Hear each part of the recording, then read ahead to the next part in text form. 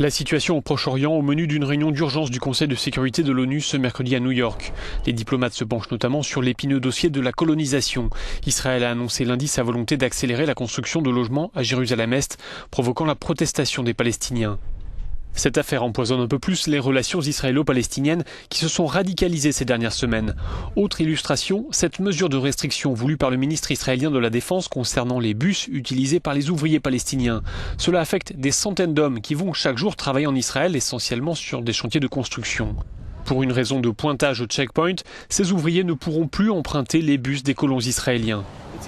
Ce colon justifie cette mesure en indiquant que dans les bus, selon lui, les Palestiniens se rendent coupables de harcèlement sexuel et humilient les Israéliens.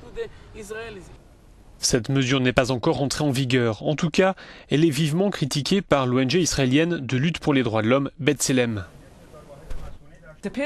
Dans la tête du ministre de la Défense, dit cette responsable de l'ONG, il n'est même pas question de mettre les Palestiniens à l'arrière des bus. Il s'agit tout bonnement de les exclure des bus. Il est temps d'admettre que cette procédure militaire est un cache-sexe pour céder aux demandes des colons d'instaurer une ségrégation raciale dans les bus. La perspective d'une solution négociée au conflit israélo-palestinien paraît de plus en plus éloignée. Les négociations engagées en juillet 2013 ont été interrompues au printemps dernier.